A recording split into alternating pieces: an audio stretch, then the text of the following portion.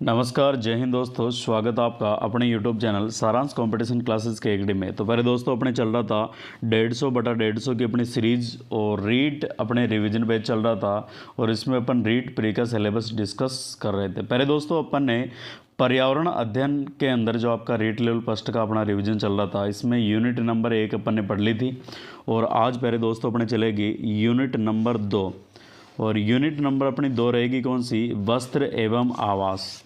एक ही क्लास के अंदर पहले मित्रों इसको अपन कंप्लीट करेंगे और वो भी आपके प्रीवियस ईयर में जो पूछे गए क्वेश्चंस के माध्यम से और आपके लिए और इम्पोर्टेंट प्रश्न कौन से हो सकते हैं। तो पहले दोस्तों ये क्लास आपके लिए महत्वपूर्ण रहने वाली है कि रीट प्री की जो भी तैयारी कर रहे हैं, किसकी? रीट प्री की जो भी तैयारी कर रहे हैं, इन विद्यार्थियों के लिए ये क्लास रामबाण क्लास होने वाली है।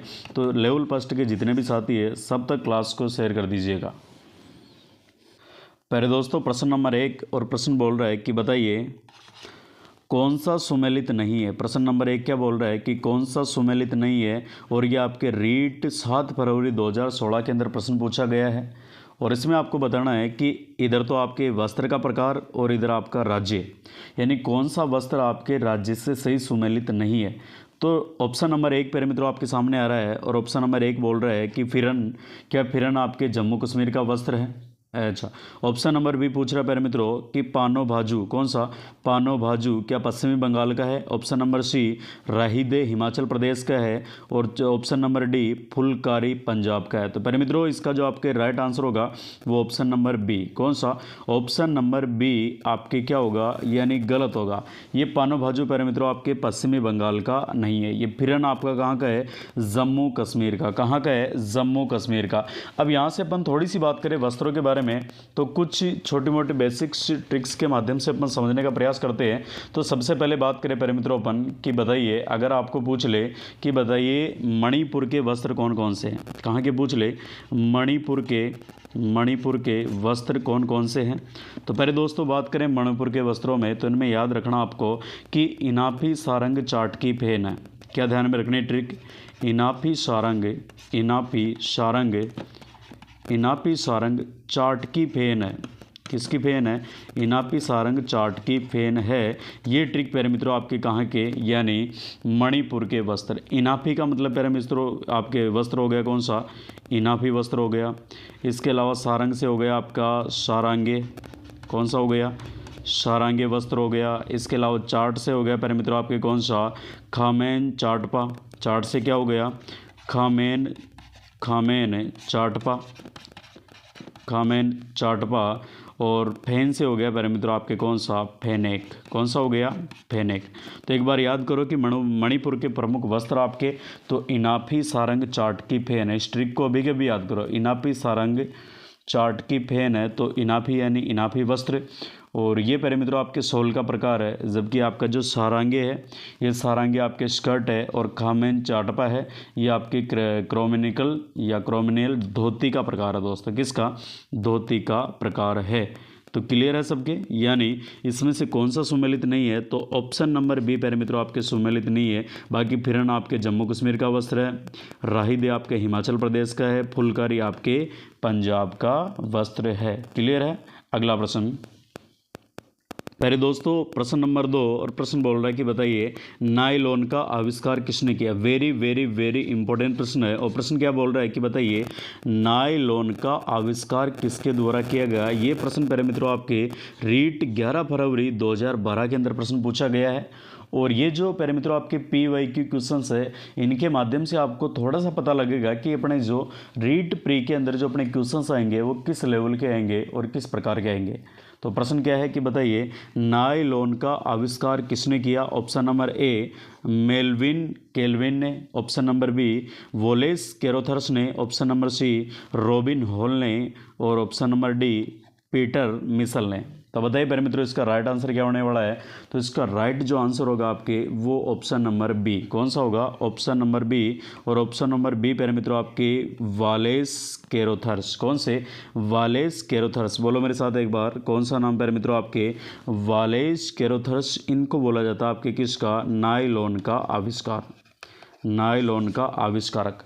ये तो अपन ने पहले एक की बात कर ली, अब अगले की बात करते हैं प्यारे मित्रों कि अगर आपको पूछ ले, एग्जामिनर आपको पूछ ले कि बताइए केरल के वस्त्र, किसके वस्त्र, केरल के वस्त्र कौन से हैं, तो प्यारे मित्रों अब थोड़ा सा अपन यहाँ पे देखते हैं कि आपके केरल के वस्त्र कौन कौन से हैं। तो लीजिए प्यारे दोस्तों बात करते हैं केरल के प्रमुख वस्त्र। आ जाइए, केरल के वस्त्रों में बात करें तो दोस्तों एक छोटी सी ट्रिक आपको ध्यान में रखनी है। और क्या ट्रिक ध्यान में रखनी है, तो देखिए केरल के वस्त्र, किसके प्यारे मित्रों, केरल के वस्त्र। केरल के वस्त्रों में जो आपको ध्यान रखना है वो ध्यान रखना है कि केरल के जो लोग होते हैं ये प्राय प्यारे मित्रों आपके सफ़ेद रंग के वस्त्र पहनते हैं। कौन से रंग के, सफ़ेद रंग के वस्त्र पहनते हैं। केरल के लोग कौन से रंग के, सफ़ेद रंग के वस्त्र पहनते हैं। और इनकी एक ट्रिक है याद करने की इनके वस्त्रों को, और ट्रिक कौन सी है, तो ट्रिक है मूंड नरियो। बोलो एक बार देखें, मूंड नरियो, मूंड नरियो, मूंड नरियो। तो प्यारे मित्रों ये आपकी ट्रिक हो गई। तो मूंड यानी होगा आपके कौन सा, मुंडू। मूंड यानी क्या होगा, मुंडू, मूंड यानी मुंडू। और नरियो से क्या होगा प्यारे मित्रों, नेरी याथू। कौन सा, नेरी याथू, नेरी याथू। ओके, अच्छा बात करें प्यारे मित्रों, ये जो मुंडू और नेरी याथू है ये आपके पुरुषों के वस्त्र है। किनके वस्त्र है, पुरुषों के वस्त्र है। जबकि बात करें यदि आप इनमें मैं लगा दो तो फिर ये आपके महिलाओं के वस्त्र बन जाएंगे। जैसे आपको पूछ ले कि बताइए मुंडू में, कौन सा मुंडू में, या आपको पूछ ले नेरी याथुम, नेरी याथुम, तो प्यारे दोस्तों ये दोनों जो वस्त्र आपके ये वस्त्र हो जाएंगे महिलाओं के। किनके हो जाएंगे, महिलाओं के वस्त्र। क्लियर है, यानी मुंडू और नेरी याथू तो पुरुषों के हैं, मुंडुम और नेरी याथुम आपके महिलाओं के वस्त्र है।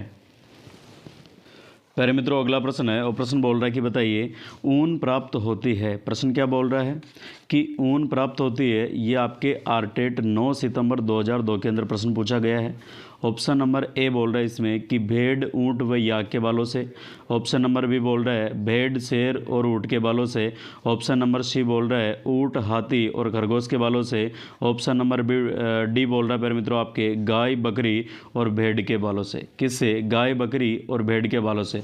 तो इस क्वेश्चन का जो आपके राइट आंसर होगा वो राइट आंसर होगा प्यारे मित्रों आपके कौन सा, यानी ऑप्शन नंबर ए। कौन सा, ऑप्शन नंबर ए आपका राइट आंसर, यानी भेड़, ऊंट, याक के बालों से आपके ऊन प्राप्त की जाती है।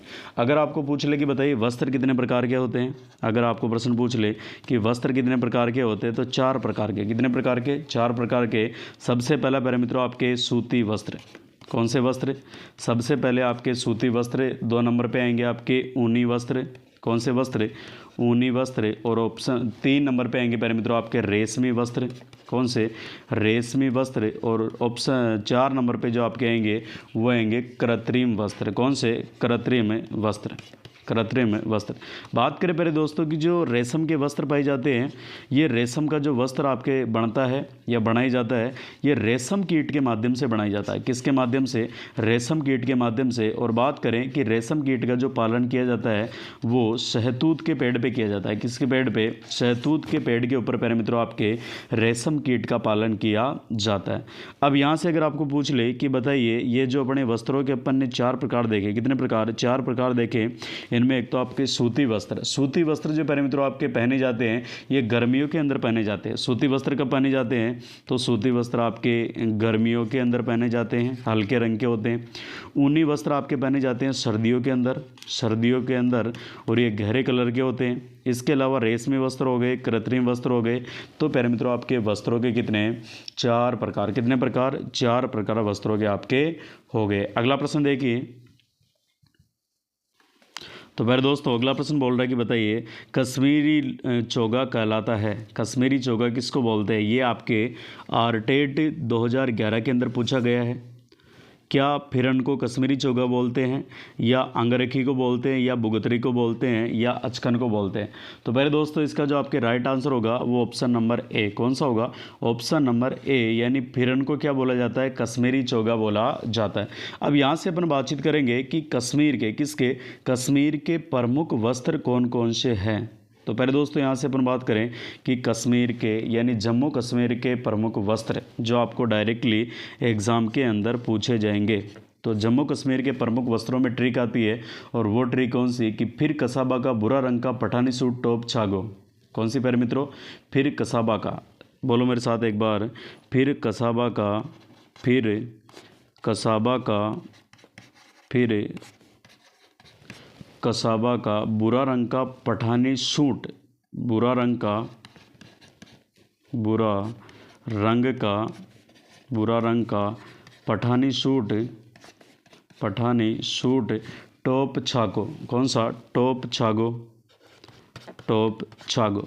ये ट्रिक प्यारे मित्रों आपकी किसकी, यानी जम्मू कश्मीर के प्रमुख वस्त्र, और चाहे आपका एग्जाम कोई सा भी हो, यदि आपको वस्त्रों में से प्रश्न पूछा जा रहा है तो प्यारे मित्रों आपका प्रश्न बाहर नहीं जाएगा। अब यहाँ से बात करें अपन कि फिर का मतलब हो गया प्यारे मित्रों आपके फिरन, फिर का मतलब कौन सा, फिरन, फिरन। और फिरन आपकी क्या होता है, तो फिरन प्यारे मित्रों पुरुषों व महिलाओं द्वारा ढीला ढाला चोगे की तरह पहने जाने वाला वस्त्र होता है। इसके बाद बात करें कसाबा, कौन सा, कसाबा। तो कसाबा क्या होता है प्यारे मित्रों, कसाबा होता है आपके फिरन के साथ पहने जाने वाली लाल रंग की टोपी। तो कसाबा क्या होती है, इस फिरन के साथ में जो आपका बड़ा कोट होता है फिरन घुटनों तक, इसके साथ में जो सिर के ऊपर टोपी लगाई जाती है लाल रंग की, इसको जम्मू कश्मीर में बोला जाता है कसाबा। क्या बोलते हैं मेरे मित्रों, कसाबा बोला जाता है। अगली बात करें कि बुरा, कौन सा, तो बुरा से आपका कौन सा बनेगा, तो बुर्गा, बुरा से कौन सा बनेगा प्यारे मित्रों, बुर्गा बनेगा। और ये जो बुर्गा आपके वस्त्र है ये किसका प्यारे मित्रों, महिलाओं द्वारा पहने जाने वाला वस्त्र है। अगला शब्द आ रहा आपके सामने कौन सा, रंग। तो रंग से बनेगा प्यारे मित्रों आपका कौन सा, तरंगा। कौन सा बनेगा रंग से, तरंगा। और तरंगा वस्त्र के बारे में बात करें तो कश्मीर की महिलाओं द्वारा सिर पर पहने जाने वाला वस्त्र है। तरंगा क्या है, कश्मीर की महिलाओं द्वारा सिर पे पहने जाने वाला वस्त्र है। अगला प्यारे मित्रों आपके आ रहा कौन सा, पठानी सूट। कौन सा आ रहा, पठानी सूट। तो पठानी सूट के बारे में बात करें तो पुरुषों के इस वस्त्र को खान ड्रेस के नाम से जानते हैं। जम्मू कश्मीर में पुरुषों की इस वस्त्र को या इस ड्रेस को किस नाम से जानते हैं, तो खान ड्रेस के नाम से जानते हैं। इसके नाम से प्यारे मित्रों खान ड्रेस के नाम से जानते हैं। और बात करें इसके बारे में, ये विशेषकर आपका श्रीनगर में पहना जाता है। कहाँ पर, श्रीनगर के अंदर ये पठानी सूट पहना जाता है। अगला आपके वस्त्र आ रहा है और वो आ रहा है प्यारे मित्रों कौन सा आपका, टॉप। तो टॉप से क्या बनाओगे आप, टॉप से बनाओगे कुंटॉप्स। टॉप से क्या बनाओगे, कुंटॉप्स बनाओगे, कुंटॉप्स। और कुंटॉप्स के बारे में बात करें प्यारे मित्रों कि कुंटॉप्स क्या होता है, तो ये भी आपके एक वस्त्र है। और वस्त्र कहाँ का, जम्मू कश्मीर का। लद्दाखी महिलाएं, कौन सी महिलाएं, कुंटॉप्स प्यारे मित्रों आपके जो लद्दाखी महिलाएं हैं, कौन सी महिलाएं, लद्दाखी जो महिलाएं हैं इनके द्वारा पहने जाने वाला वस्त्र है। और बात करें कि आपका ऊनी गाउन होता है। क्या होता है, ऊनी गाउन, समझ गए। इसका मतलब प्यारे मित्रों कुंटॉप्स आपके लद्दाखी महिलाओं का ऊनी गाउन है, यानी महिलाओं का वस्त्र है। अगला है प्यारे मित्रों आपके कौन सा, छागो। तो छागो को उल्टा करो। छागो को जैसे उल्टा करोगे तो प्यारे मित्रों ये बनेगा आपके कौन सा, गोचा। कौन सा बनेगा, गोचा। और गोचा क्या होता है, तो ये होता है लद्दाखी पुरुषों का गले में भेड़ की खाल से बना हुआ जो वस्त्र होता है, ऊनी वस्त्र, इसे क्या बोलते हैं, गोचा। तो कौन से आपके लद्दाखी पुरुष, कौन से पुरुष, लद्दाखी पुरुषों द्वारा जो आपके भेड़ की खाल से बना वस्त्र होता है, ऊनी वस्त्र, इसे क्या बोलते हैं प्यारे मित्रों, गोचा बोलते हैं। और ये लद्दाखी पुरुषों द्वारा गले के अंदर पहना जाता है। कहाँ पर, गले के अंदर पहना जाता है। तो एक बार रिपीटेशन करो मेरे साथ, जम्मू कश्मीर के आपको सारे वस्त्र याद होने चाहिए। यानी फिर कसाबा का भूरा रंग का पठानी सूट टॉप छागो। तो फिर यानी तो फिरन, कसाबा आपके टोपी का प्रकार है, और बुरा यानी बुर्गा, रंग यानी तरंगा, और पठानी सूट यानी खान ड्रेस है जो श्रीनगर की है, और टॉप यानी कुंटॉप्स जो लद्दाखी महिलाओं द्वारा ऊनी गाउन पहना जाता है उसको बोलते हैं। और छागो मतलब आपका गोचा जो लद्दाखी पुरुषों द्वारा आपके भेड़ की खाल का बना हुआ वस्त्र होता है। तो प्यारे मित्रों ये आपके जम्मू कश्मीर के वस्त्र। अगला प्रश्न बोल रहा है कि बताइए कुत्ता मछली, कौन सी प्यारे मित्रों, कुत्ता मछली यानी डॉग फिश का आवाज़ क्या होता है। कुत्ता मछली का आवाज़ क्या होता है, यह आपके आरटेट 29 जनवरी 2011 को पूछा गया है। कुत्ता मछली का आवाज़ कौन सा है, क्या नदी होती है, क्या तालाब होता है, क्या झील होती है, या समुद्र होता है। तो प्यारे मित्रों जो आपकी कुत्ता मछली, ऐसा नहीं है कि वैसा कुत्ते की मछली बनाओ आप, ये एक मछली का प्रकार होता है, कौन सा, कुत्ता मछली। और ये जो कुत्ता मछली आपकी पाई जाती है ये समुद्र के अंदर पाई जाती है। कहाँ पे, ऑप्शन नंबर डी आपका राइट आंसर होगा, यानी ये समुद्र के अंदर पाई जाती है। कहाँ पे, समुद्र के अंदर पाई जाती है। ओके प्यारे मित्रों इस क्वेश्चन का राइट आंसर आपके option number D, option number D. अगला प्रश्न देखिए, अगला प्रश्न पूछ रहा है कि बताइए बंदर कौन सा पैर मित्रों? बंदर, शेर, चूहे का घर क्रमशः क्या होता है? बंदर, शेर और चूहे के घर का घर क्रमशः क्या होता है? यह आपके आरटेट 2012 के अंदर प्रश्न पूछा गया है। तो बात करें प्यारे मित्रों, जो बंदर आपका निवास करता है वो बंदर निवास करता है पेड़ के ऊपर। कहाँ पे रहता है? पेड़ पे रहता है। जबकि बात करें कि शेर रहता है गुफा के अंदर और चूहा रहता है प्यारे मित्रों आपके बिल के अंदर। तो समझ गए? यानी बंदर का तो कौन सा हो गया? आपके पेड़। बंदर का तो हो गया प्यारे मित्रों आपके घर, पेड़। शेर का हो गया प्यारे मित्रों आपके गुफा। कौन सा हो गया? गुफा। और चूहे का हो गया आपके बिल। क्लियर है? तो ये प्रश्न आपके पूछा गया 2012 के अंदर। तो इसका राइट आंसर आपके option number C. Option number C इसका क्या होगा? Right answer. अगला प्रश्न बोल रहा है कि बताइए निम्नलिखित में से, प्रश्न क्या बोल रहा है कि निम्नलिखित में से कौन सी सामग्री घर बनाने में काम नहीं आती है? वेरी भाई, इतना इजी भी प्रश्न पूछ सकता है, देखो है ना। तो निम्नलिखित में से कौन सी सामग्री घर बनाने के काम नहीं आती है? और ये प्रश्न प्यारे मित्रों तब पूछे गए जब आपके पर्यावरण के बेस पे बच्चे नौकरी लगते थे। ये 2012 हो गई। इन वैकेंसियों के अंदर इन्हीं क्वेश्चनों के इजी प्रश्न आपके थे। अब इसमें अगर आपको पूछा जाए कि बताओ कौन सी सामग्री ऐसी है जो घर बनाने के काम में नहीं आती है, तो बताइए सीमेंट के काम में नहीं आती है क्या? बिल्कुल आती है। क्या लोहा घर बनाने का काम नहीं आता क्या? बिल्कुल आता है। क्या पत्थर घर बनाने का काम नहीं आता क्या? बिल्कुल आता है। और मेरे को एक बात बताइए प्यारे मित्रों, क्या स्कूटर घर बनाने काम आता है क्या? नहीं आता। तो ये गलत हो गया आपका, यानी स्कूटर आपके घर बनाने की सामग्री में काम में नहीं आएगा। अब ऐसा नहीं कि आप बोल दो कि सर इस पर सीमेंट के कट्टे रखे भी तो ला सकते हैं अपन, तो स्कूटर भी घर बनाने के काम में आया? ऐसा नहीं है भाई।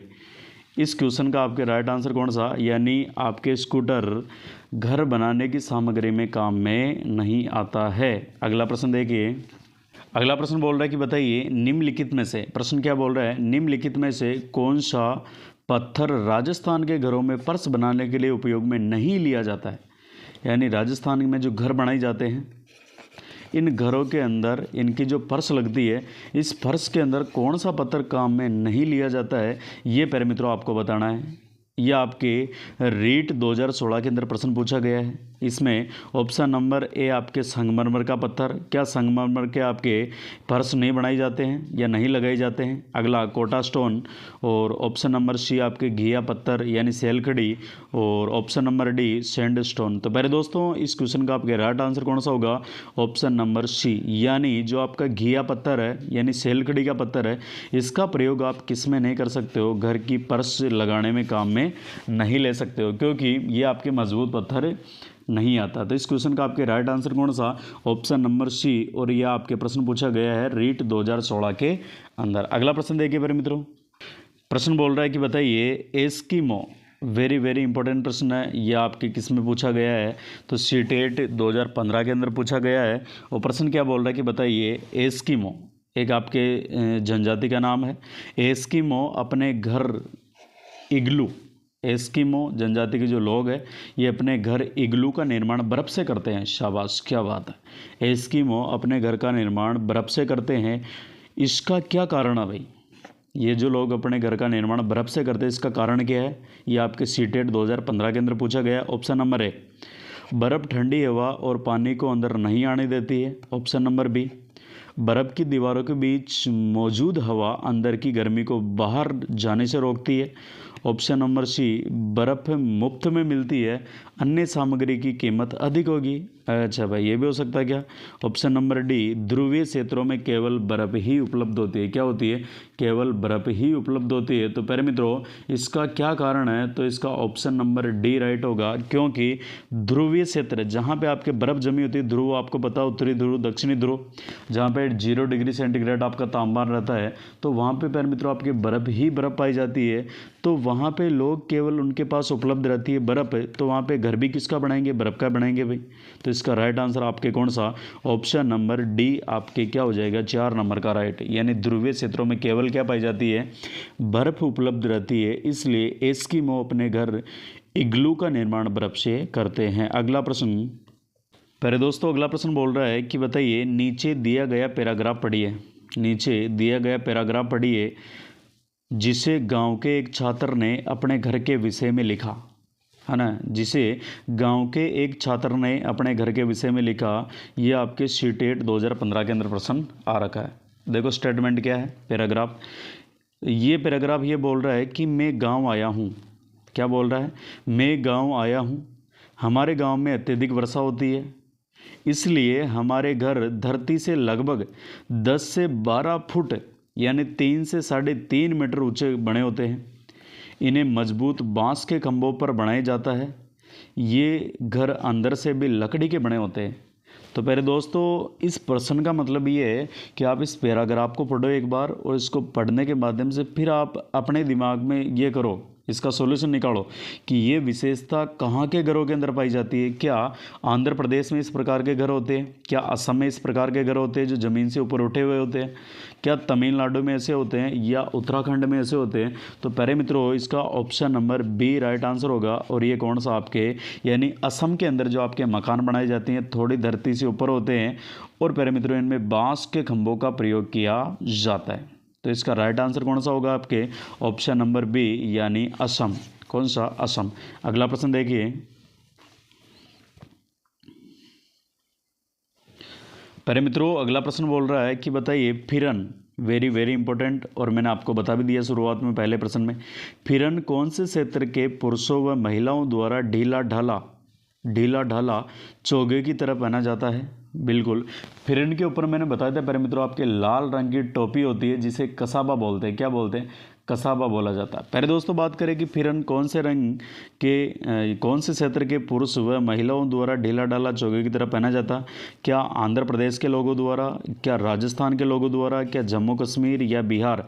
तो इसका राइट आंसर होगा ऑप्शन नंबर सी यानी जम्मू एंड कश्मीर के जो लोग हैं प्यारे मित्रों, इनके द्वारा आपके फिरन एक चोगा होता है जो पहना जाता है। ठीक है, तो इस क्वेश्चन का आपके राइट आंसर कौन सा? Option number C. अगला प्रश्न। पहले दोस्तों अगला प्रश्न बोल रहा है कि बताइए निम्नलिखित में से कौन सा कीट मधुमक्खियों की भांति कॉलोनी या बस्ती में एक साथ नहीं रहता? निम्नलिखित में से कौन सा कीट मधुमक्खियों की भांति कॉलोनी या बस्ती में एक साथ नहीं रहता? यह आपके सीटेट 2016 के अंदर प्रश्न आ रखा है। ऑप्शन नंबर ए ततैया या बर्र, ऑप्शन नंबर बी दीमक, ऑप्शन नंबर सी चींटी, ऑप्शन नंबर डी मकड़ी। तो बताइए मधुमक्खियों की भांति कॉलोनी में एक साथ कौन सा इनमें से ऐसा है जो नहीं रहता है कीट? तो क्या ततैया, दीमक, चींटी या मकड़ी? तो प्यारे मित्रों इसका राइट आंसर होगा आपके कौन सा? मकड़ी। आपने देखा होगा कि मकड़ी हमेशा अकेली होती है। वो जो अपने जाल का निर्माण करती है मकड़ी, ये जाल वो अकेले बनाती है, तो झुंड में नहीं पाई जाती आपकी कौन सी? मकड़ी। ये आपको हमेशा क्या मिलेगी? अकेली मिलेगी भाई। कैसे मिलेगी? अकेली। जबकि ततैया बर आपको क्या मिलेंगे? झुंड में मिलेंगे। दीमक आपको पूरे समूह मिलेंगे। चींटी आपको पूरी समूह मिलेगी, लेकिन मकड़ी आपको सिर्फ अकेली मिलेगी। तो इसका राइट आंसर आपके ऑप्शन नंबर 4। अब मेरे को कमेंट करके बताइए मेरे मित्रों कि मकड़ी के कितनी टांगें होती है? मकड़ी के कितनी टांगें होती है? अगला प्रश्न। पर दोस्तों अगला प्रश्न आपके सामने बेहद शानदार और जानदार प्रश्न, और प्रश्न क्या बोल रहा है कि बताइए ग्रामीण क्षेत्र में गोबर का प्रयोग झोपड़ी की दीवारों एवं फर्श को लीपने में किया जाता है जिससे वे दीवारें रहती है। ये आपके एच टेट 2015 में पूछा गया। इको सीधो मतलब ये है कि अपना घर जो आंगणों करा ना लीपबो पोतबो, वे घर की दीवार का कच्चा घरा में क्यों करा है? तो इससे क्या होता है? ऑप्शन नंबर ए दीवारें चिकनी रहती है, ऑप्शन नंबर बी घर्षण हेतु खुरदरी हो जाए, ऑप्शन नंबर सी दीवारों एवं फर्श का प्राकृतिक रंग हो, ऑप्शन नंबर डी इनको कीटों से दूर रखा जाए। तो प्यारे मित्रों इसका जो राइट आंसर होगा आपके कौन सा? ऑप्शन नंबर डी यानी दीवार। ग्रामीण क्षेत्रों में जो गोबर का प्रयोग किया जाता है झोपड़ियों में उनकी दीवारों को अच्छे से रखने के लिए, तो क्यों किया जाता है? उन दीवारों को किससे सुरक्षित रखे? कीटों से दूर रखने के लिए। किनसे? कीटों से दूर रखने के लिए आंगना किया जाता है।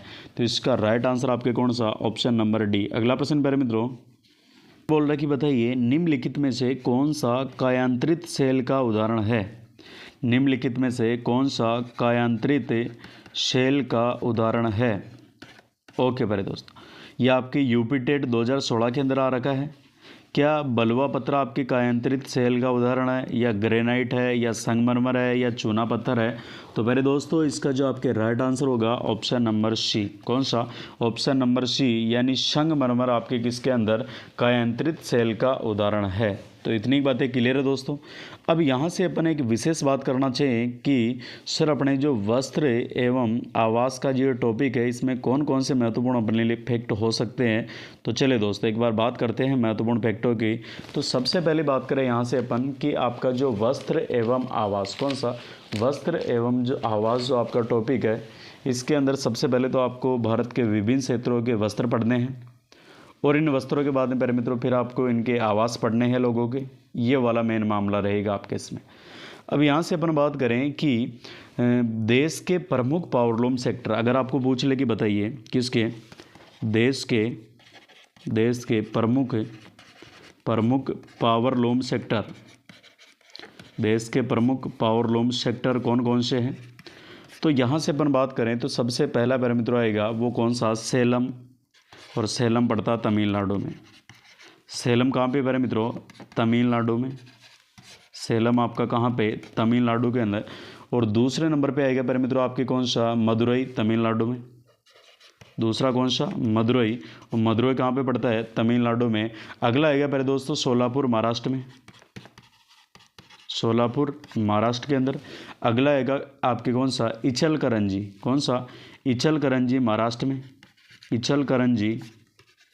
इचलकरंजी और ये कहाँ पे पड़ता है दोस्तों? महाराष्ट्र के अंदर। अगला आएगा बुरहानपुर, एमपी।